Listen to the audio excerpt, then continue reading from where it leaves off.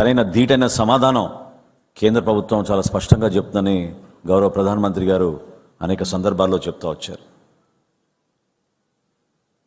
మనం చేయాల్సింది మనందరం కూడా కోల్పోయిన మన జన సైనికుడి కుటుంబానికి మనం అండగా నిలబడాలి. ఇంటర్మీడియట్ చదువుకుంటుంది ఆమె, చిన్న అమ్మాయి, బాబేమో 8వ తరగతిలో ఉన్నట్టు.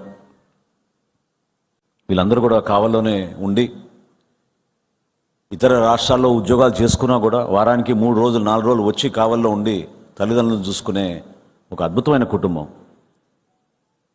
శోక సముద్రంలో ఉన్నప్పుడు వాళ్ళందరూ కూడా ఇటువంటి ఇబ్బందులు ఎవరూ ఊహించని విధంగా వచ్చిన సందర్భంగా ఎంతో గౌరవంగా హుందాగా పార్టీ నుంచి మనందరం కూడా మన పార్టీ అధ్యక్షులు పవన్ కళ్యాణ్ గారు తీసుకున్న ప్రతి నిర్ణయం, ప్రతి అడుగుకి మనం అండగా నిలబడుతూ చేస్తున్న ప్రతి కార్యక్రమం విలువలతో కూడిన కార్యక్రమాలు చేస్తామనేది మరొకసారి మీరందరూ కూడా ప్రదర్శించారు.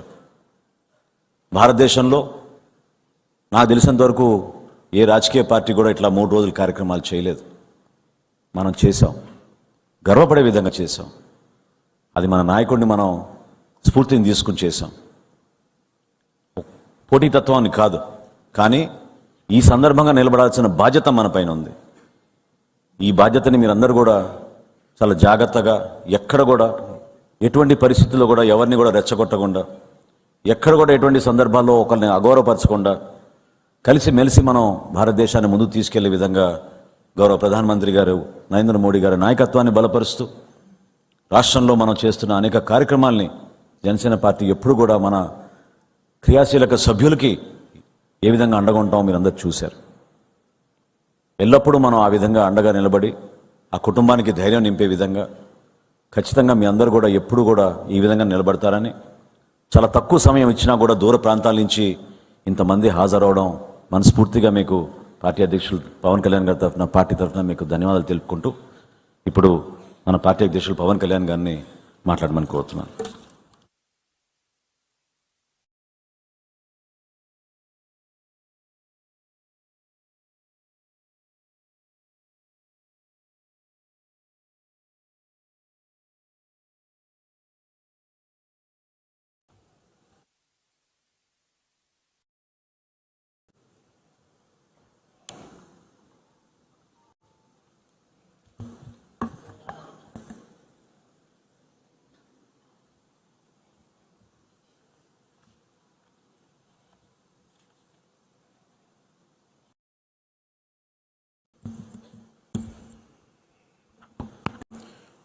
పెహల్గాం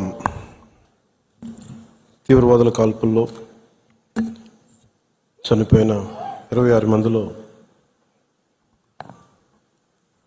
మేడిశెట్టి మధుసూదన్ గారు క్రియాశీలక